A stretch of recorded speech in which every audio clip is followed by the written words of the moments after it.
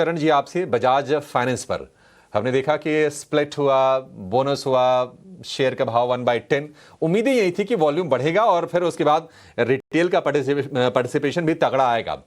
अब 900 रुपए तक ये शेयर थोड़ा फॉल करके हम देख रहे हैं कि लगातार 4-5 सत्र से चल रहा है, 950 रुपए के भाव हो गए। बजाज फाइनेंस क्या जल्दी हम शुरू करेंगे कि 1000 रुपए के टारगेट के लिए टारगेट की तैयारी कर देनी चाहिए? क्या व्यू है आपका?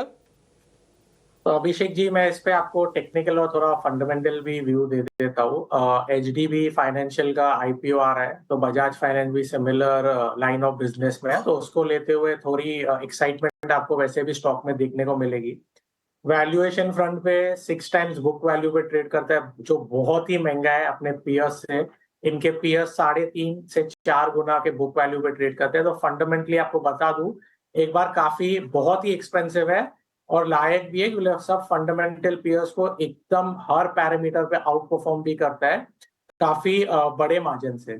अभी टेक्निकली बात कर देता हूँ, 970 के ऊपर अगर स्टॉक ने क्लोजिंग दिया, 970 के ऊपर क्लोजिंग दिया डेली बेसिस पे या 15 टू 30 मिनट के एक कैंडल में, तो आपको स्टॉक में काफी अच्छी मूवमेंट 1000, 1100, 1200 के भी लेवल्स दिखा सकते हैं। और ओवर मुझे लग रहा है अभी एक बार 970 के लेवल्स के आसपास थोड़ा सा रेजिस्टेंस है, तो वहां पे जाके स्टॉक एक बार आपको रुकते हुए या कंसोलिडेट करते हुए दिखाई देगा।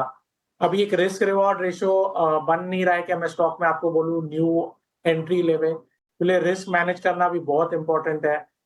रिस्क थोड़ा बड़ा हो रहा है, टारगेट थोड़े छोटे हो रहे हैं, तो इस समय जिसने पोजीशन बना रखी है उनके लिए डेफिनेटली एक होल्ड की राय रहेगी। बाकी न्यू पोजीशन बनाने की मैं नहीं राय नहीं दूंगा।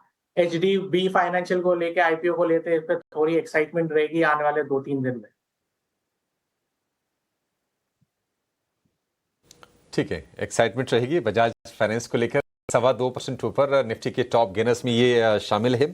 लेकिन एक कंपनी की लिस्टिंग हुई कल, एरिस इंफ्रा सॉल्यूशन शेयर आज 2% के आसपास की तेजी के साथ ये कारोबार करता हुआ दिखाई दे रहा है। इस पर एक बार व्यू चाहिए आपसे सचिन जी। दिलीप बिल्डकॉन कैसा लगता है आपको शेयर ये?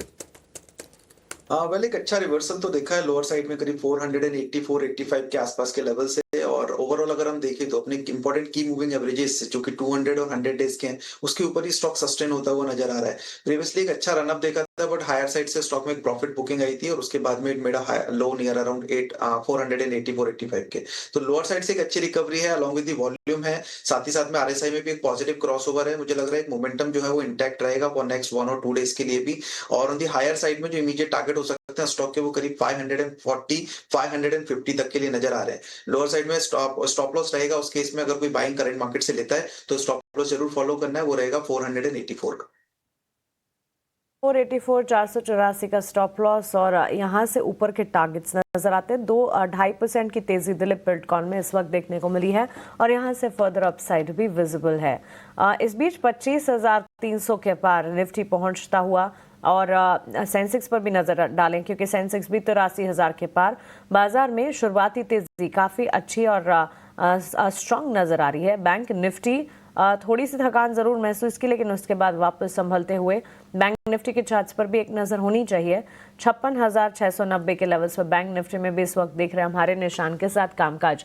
बेंचमार्क्स के साथ साथ ब्रॉडर मार्केट्स यानी कि मिड कैप और स्मॉल कैप की तस्वीर कैसी नजर आ रही है, इस पर भी एक टेक और एक नजर जरूर डालनी चाहिए, क्योंकि छोटे मझोले स्टॉक्स लगातार 4 ट्रेडिंग सेशन से अच्छी खासी तेजी दिखा रहे हैं। और एडवांस डिक्लाइन रेशियो इस वक्त आप अपने स्क्रीन पर देख रहे हैं। दोनों ही एनएसई और बीएसई पर अगर आप देखेंगे, एडवांसेस जो हैं वो ज्यादा है डिक्लाइन से, तो एडवांसेस का पलड़ा भारी। 300 अंकों की तेजी के साथ सेंसेक्स 83,000 के पार नए लेवल्स छूता हुआ मार्केट। और अगर आप देखेंगे अक्टूबर 2024 में इस तरह के स्तर निफ्टी में नजर आए थे, उसके ठीक बाद 25,300 यानी कि 25,200 के पार के लेवल्स जो हैं हमने कल देखे थे और आज वहां से आगे बढ़ता हुआ मार्केट। मिड कैप और स्मॉल कैप में भी हम देख रहे हैं बाइंग है, लेकिन आज बेंचमार्क्स वो आउट परफॉर्म कर रहे हैं। तारीफ निफ्टी, बैंक निफ्टी और सेंसेक्स की पहले होनी चाहिए।